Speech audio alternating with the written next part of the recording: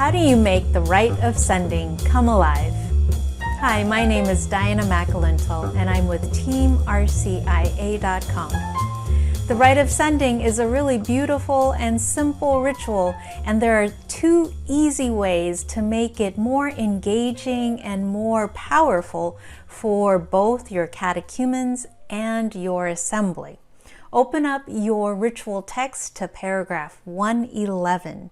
This is the first place in the rite that takes place after the homily, and this would happen either the morning of the rite of election or the day before or the week before the rite of election. It could happen at your Sunday Mass or at a liturgy of the word or at one of the weekday masses in your parish. And it's the way that your parish community can participate more fully in this transitional moment for your catechumens, who will be chosen to be the elect, those to celebrate the sacraments of initiation at the next Easter Vigil. So the first part of this ritual after the homily is the presentation of the catechumens. This presentation is different than the presentation of these same persons at the rite of acceptance, because by this time at the rite of sending, we are presuming that your catechumens have come to know the community and that your parishioners have come to know and love your catechumens. And so this presentation is not like the rite of acceptance, where we were kind of introducing these inquirers to the members of the parish.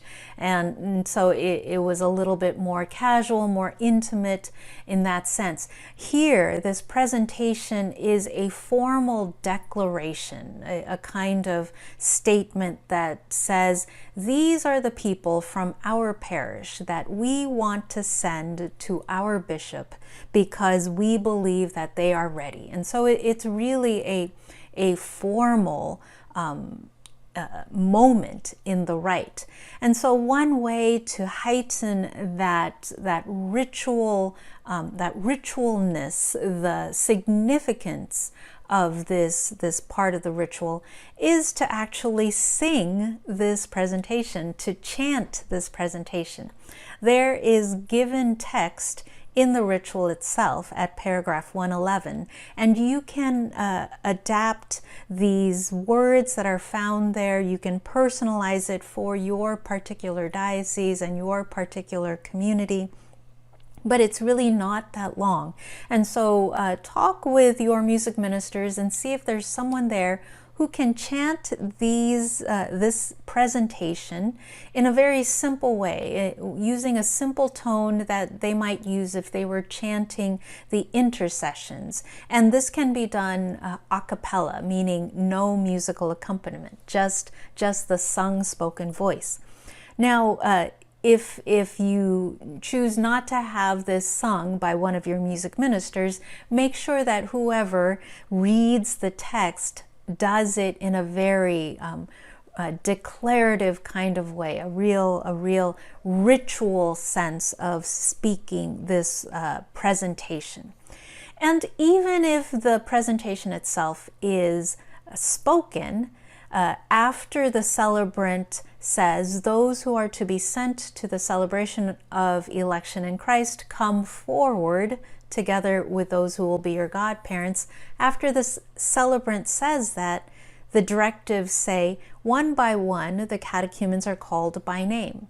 Now here is a place where, if you had not sung the presentation of the candidates, your cantor could certainly chant the names of each of your catechumens who will be sent to your bishop for election. And so make sure that you can do at least that, because that really heightens the sacredness of the person's name. It heightens that moment. It slows down the pace so that it doesn't feel like, okay, this is just a lining up of people. It really makes it it adds to that formal presentation sense. Now, the second part, where we can deeply engage and make the meaning of this ritual come to life, is in the very next section, which is the affirmation by the godparents and the assembly. This is at paragraph 112.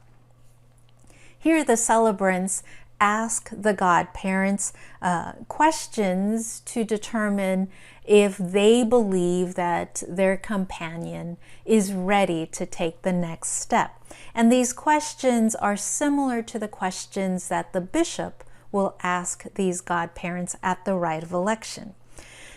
Now, here, your celebrant can adapt these questions, adapt the words that he asks the godparents, and he can also ask similar questions of the assembly members themselves.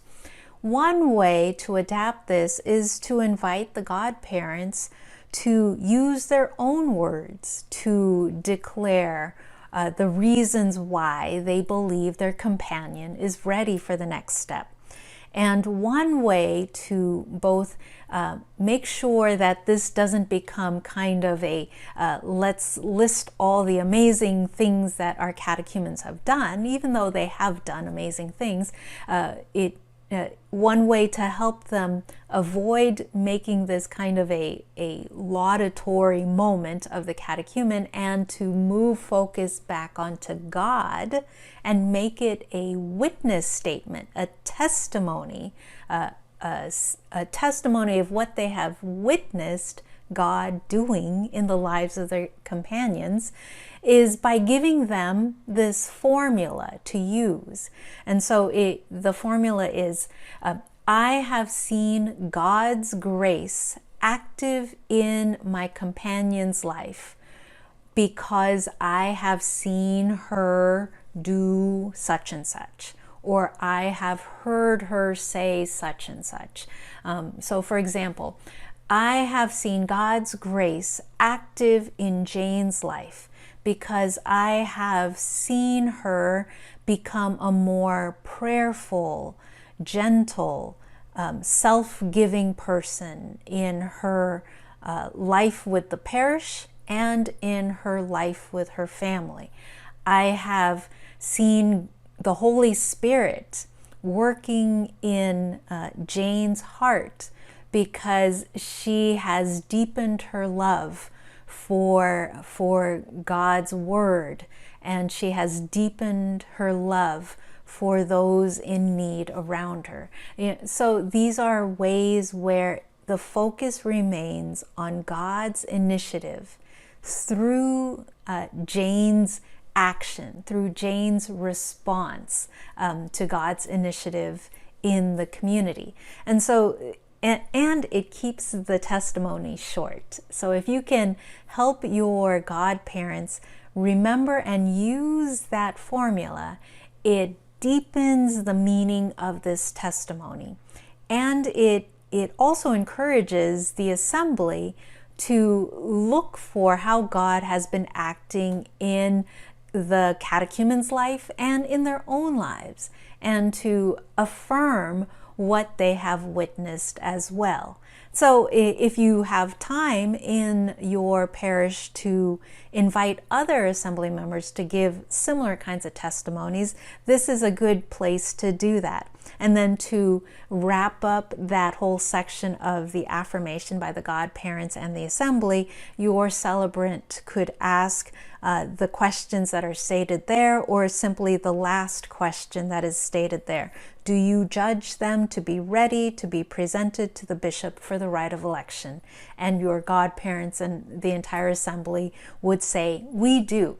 And so those are two very simple places in the Rite of Sending where you can bring this ritual to deeper meaning and life in your parish community, not just for your catechumens, but for all of the parishioners in your community who have come to love and see God's action in the lives of these companions in their faith journey. My name is Diana McAlintal. Hopefully this has been helpful to you. Come over to teamrcia.com for even more resources for your ministry. Thanks so much for watching.